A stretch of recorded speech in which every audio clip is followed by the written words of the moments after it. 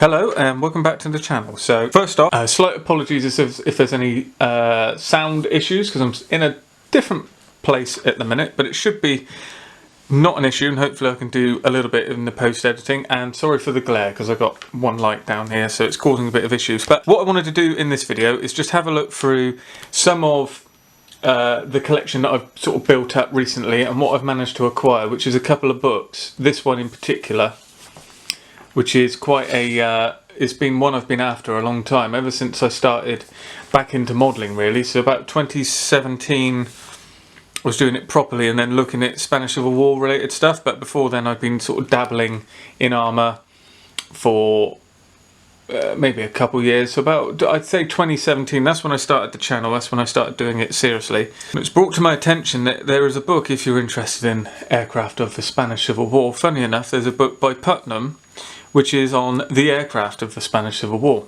by Gerald Howson. What makes this book interesting is it goes through, after a brief sort of history of the high points, Republican counterattacks, the Battle of the Ebro, the end of the Civil War, how it starts at the beginning with civil aviation. So it goes through that, and then we get into sort of blow by blow of every single aircraft from A to Z. So we've got, starting with the Adaro 1E7 Churta, whatever that is, and it runs down to, there you go, Stinson Reliant, we're getting on there, Vultee V1, V1A, GB and Brest Model 1 Racer. Who knew? So it's all of that is breaking down all the individual aircraft, and it really does show you how diverse the air war was.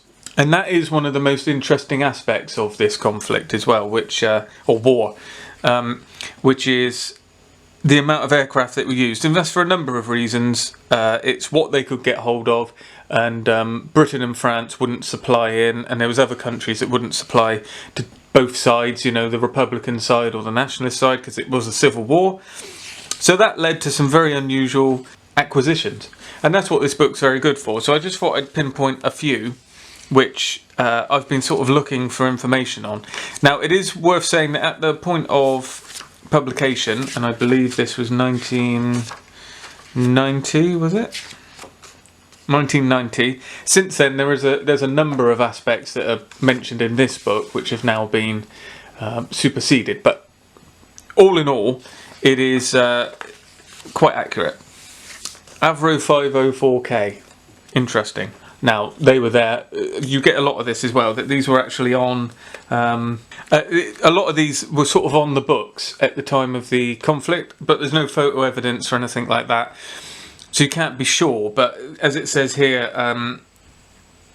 of the 50 or so Avro 504Ks imported by Spain during the 1920s, 2, both belonging to the Aeronautica Naval, were still flying in July 1936, which is when it kicked off. So as far as I'm concerned, that would fit my group, which I run specifically for this, and that's what the point of this is. As we're coming up to Telford, that's what this is kind of about. This is one here, which is one I've always been after, the Avro 626. Now how this links in with a modelling channel, obviously it's the research, but then I've actually been able to pick which kit that is then going to be, and I've got some of the kits in 1/72 scale. So we're going to follow this up with some reviews, and we're going to have a look at the actual aircraft. See, this is another one, the BA Swallow, but which is like a Clem 23. It's the Clem 25, sorry, monoplane, which is it's a built under license, and this is it here in Spain, and it is ECXXA after being brought over to the nationalists by its owner, Senior Lezama. The registrations have been concealed beneath sheets of newspaper glued over the fabric. And you can get many stories like that as you go along and you flip through. Now, I'm not worried about showing you this book because it's so rare. It's completely out of print and it's unlikely to come back to print. If you see one and it's of interest, it's worth picking up. I've been looking, and on eBay this just appeared at, actually it was £34, and I was pleased to see, brand new, it was 35 in 1990, so I must have done well there. We got the Block MB200, which wasn't there, is often quoted as being there. Like it says here, it said that 2 Block MB200s were flown to Prat de Llobregat, Barcelona on the 20th of August 1936. That is a month after the start of the Civil War, and 2 more were delivered in crates shortly afterwards. And it's further saying, but as we go on through here, it does say that the 210, the 200 is quite unlikely to have been there. Whereas the MB210 was there, and we've got photo evidence of it. We've got the pea shooter. So this was named a Boeing 281. Pea shooter's lovely plane, this, one of my favourites. And this was there, it's a demonstrator from Boeing, and they called it the 281. And again, that's shrouded in mystery, but it certainly was there. We just don't really know what colour it was. This thing here, the Block 300 Pacific. What a wonderful looking aircraft. I mean, you know, for the scratch builders out there, it's really is endless. The Bredders as well. Which one is it? I couldn't remember this yesterday. It was at a model show, the BA65. I just couldn't remember what it was called. Perhaps the weirdest plane to feature, and this is it here in the war. I got to stop saying conflict. It was a war. The Breguet 460 Volteur. Well, I think they made 2, and one made it there. And that's often what you get. It's usually prototypes or one-offs, or 1 of 2 or 2 of 2 ended up getting here. And we'll skip ahead a fair bit, and we get into the de Havillands, which is a massive list of aircraft, as you can imagine. Nearly every de Havilland aircraft that was around at the time found its way into the war because it was already there. Through civilian use, so they just interned it. You've even got DH9s as well, which I've seen photos of them with chaps in the back ready to go up and fight. God only knows what, hopefully not Messerschmitts, but yeah, they were up there. This is an old book. How horrendous. There's a bit of something stuck in it that is not from me. And as we go on through, Fox-Moths, DH-89s, there was a Dragon Rapide, the Fokker Rapide, it says it here, the Grupo Fokker Dragon, which was a bomber group made up of Dragon Rapides and Fokker 7s. Is that what they were? I think it was. Let's jump to Fokker. Pfizer Storch, Fiats, Fokker Wolf F56. There it is, again, in Spain. Very contentious, the Fokker 21. They had a license to build these, but you know, whether there were actually any there, who knows? There's rumours that they were found assembled at the end of the war. This is it. So this is the Fokker 7, 7, and these were part of the bomber group. As well as the Ford Trimotor as well. That's it. There it is. Here it is. Ford Trimotor. Down here. These had a go as well. All sorts of things. As we go on through, General Aircraft Monospar. Bizarre aircraft again. This is one I got on the bench. I'm hoping to build. I mentioned it on the channel. General Aviation Clark. Hawker Furies. But Spanish built, it's a re-engine.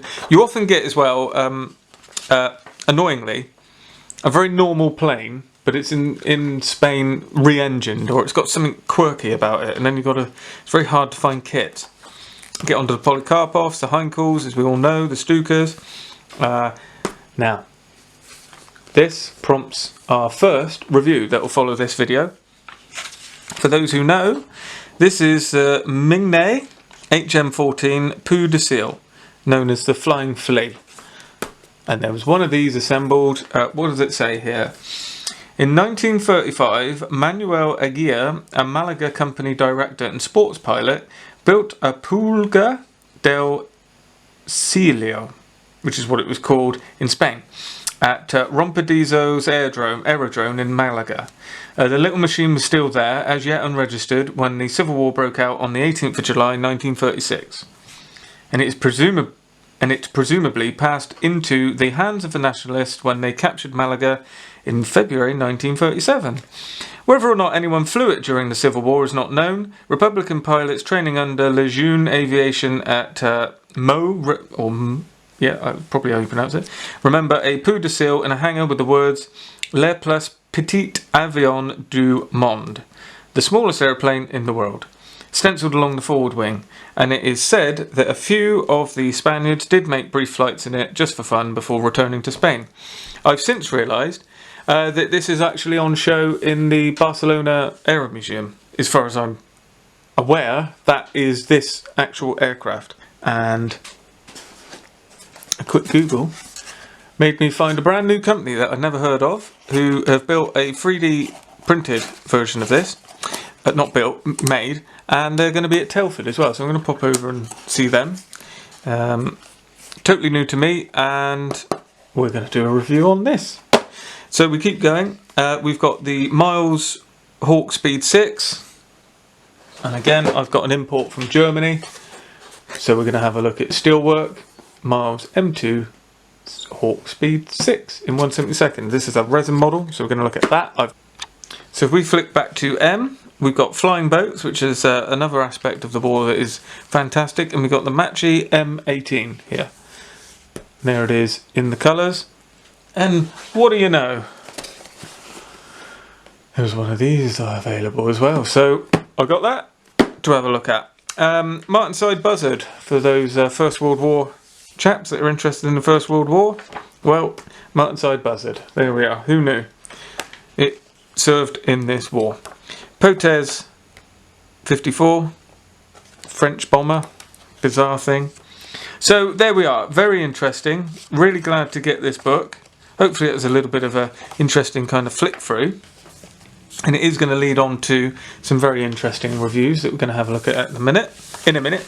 I also managed, whilst I was there bizarrely, that came a week later, I found this was available in a bookshop in Honiton. So I went and got that, and this is another book that I've been looking for since a chap showed me it in my club. Again, I think probably 2017. Let me borrow it for a bit. 1988. This was printed with Silex, and this is a translated version. So I think this was released in Spain and then translated into an English copy. What's amazing about this is, other than it being extremely specific, just focusing on American and Soviet aeroplanes during the Spanish Civil War, each one has quite an in-depth breakdown, this being the Beechcraft Staggerwing, American Eagle actually. Oh, I didn't know there was one of them. We've also got plans in 1/72. Then we go on to the Beechcraft 17. We've got 2 pages of plans there. And on we go to the Belanca 28. Looks like the BG Racer type jobby. The old pea shooter. Again, I think we've got a couple pages of the pea shooter, because it's contentious on how they armed it. It's thought that they could have mounted it in the wing, they could have put pods underneath, or they could have just put it in the centre line. And then possible marking options. The G23. I know it is the Grumman G23, but we've got Canadian Car and Foundry. Yeah, there it is. This is a funny looking thing again, like sweeping kind of under. Then we jump on to Dakotas. Well, not Dakotas, sorry, not Dakotas. DC1, DC2, not the DC3 Dakota. All the way through, and then we'll jump. Let's go a bit further, get to these really interesting little mail planes that they had for delivering all sorts of things, including the mail. There's my Clark. We've got this Norfolk Gamma, so this is the Gamma 2M. And then there's the 5, which I think is, nope, this is still the 2. There's the 5 there, 5B, which there is a kit of. Crazy looking absolute crazy aircraft. I've got a kit of this in 1/72 by some company. Who was that? Something Brothers. No, not Warner Brothers. Wright Brothers. Williams Brothers. That's the kit. Williams Brothers. Then we've got the Norfolk Delta as well. All kinds of different shapes and sizes that this one appeared in. Seversky. Even a float plane option. And then we get into the Russian ones, Soviet ones. So we've got lots of, obviously, Polikarpovs. Still got the Deltas there. Lots of information. All these 1/72 scale plans. Just fantastic. So, I mean, these books don't crop up much. But, again, if there's something of interest and you see them, you know, this is a wealth of knowledge for the modeler. Nice drawings. I've never actually seen this. I haven't got this far. Nice explanation of how the actual attack run for the Polikarpovs was designed. I'll have to spend some time looking at this. SB2 Tupolev. God, what's that there? Martin 139. What's that doing in here? And very interesting at the end is a whole load of vehicles used by the FARE. And we've got the indexes. So there we are, two very interesting books. This one's almost immaculate. This one's been absolutely, the spine's gone on it. But two very welcome additions into my collection. So hopefully that was a bit of interest and a little bit of an insight to a very lesser known period of aviation history.